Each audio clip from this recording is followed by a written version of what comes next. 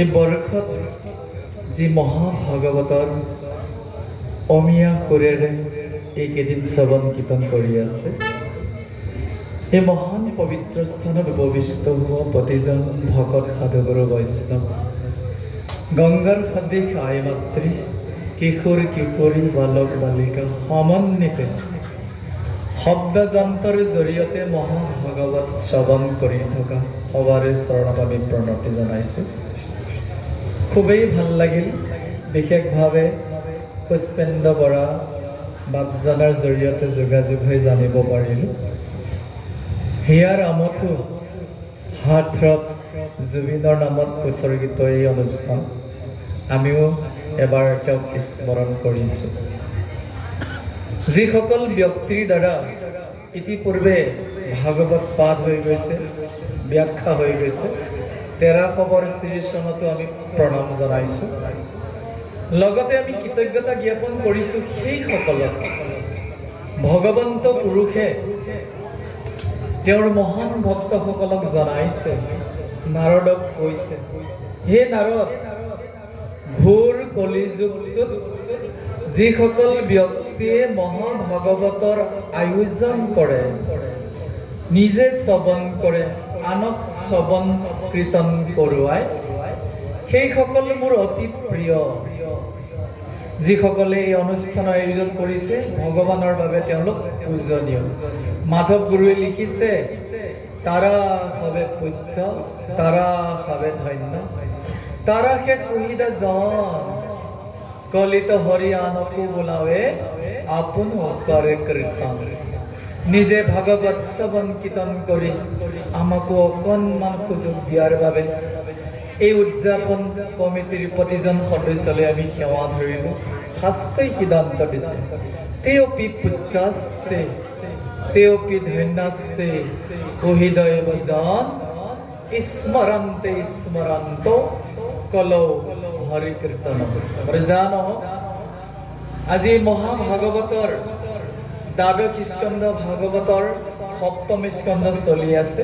ইতিপূৰ্বে উপৰোক্ত ব্যাখ্যাচাৰ্য মহোদয়ে খুব সুন্দৰভাৱে কথাবোৰ আঁতৰি গৈছে। আমাৰ ভাগত পৰিছে বৰ্ণাশ্ৰম ধৰ্ম, দুলৰী ছন্দ।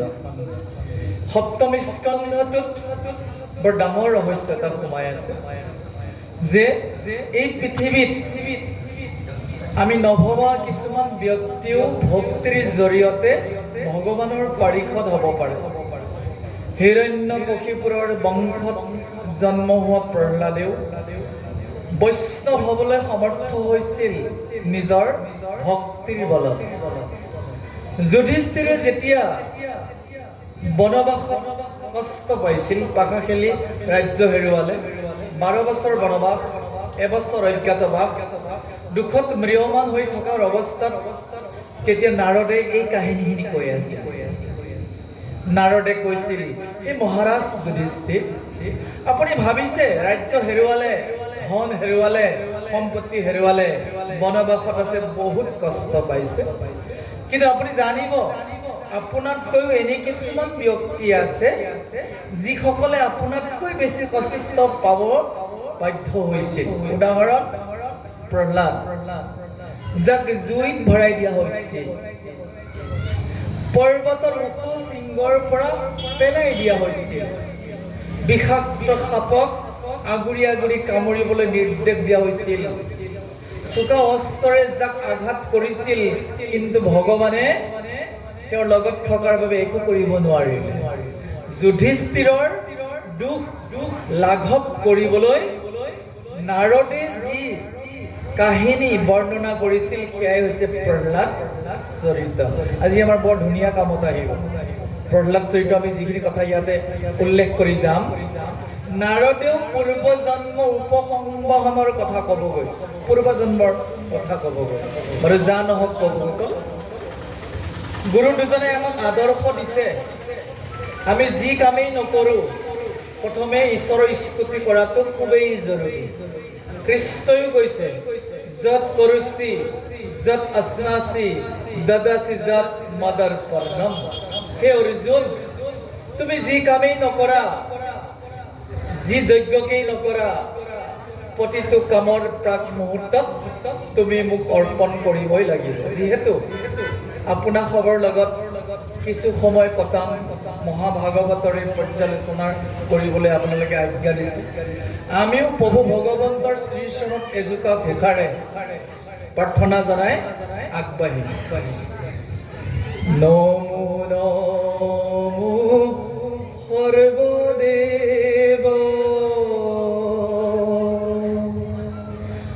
অনন্ত শক্তি নমো কৃষ্ণ বাসুদেৱ নমো যদুপতি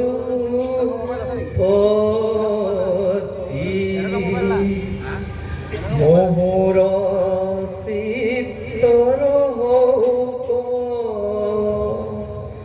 তজুপদে স্থান তুমি বিলে কদাচিত নিচিন্তু আন পৃথিৱীৰ ধূলা যত আকাশৰ তাৰা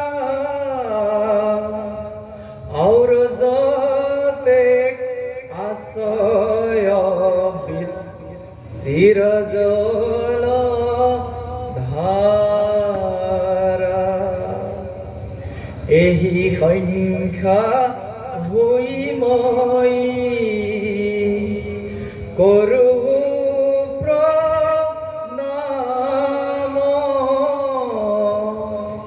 জয় কৃষ্ণ বাৰ্তা মাত্ৰ সবাকে জনাম ৰাম জয় কৃষ্ণ বাৰ্তা মাত্ৰ সবাকে জনাম জয় কৃষ্ণ অতি সুন্দৰভাৱে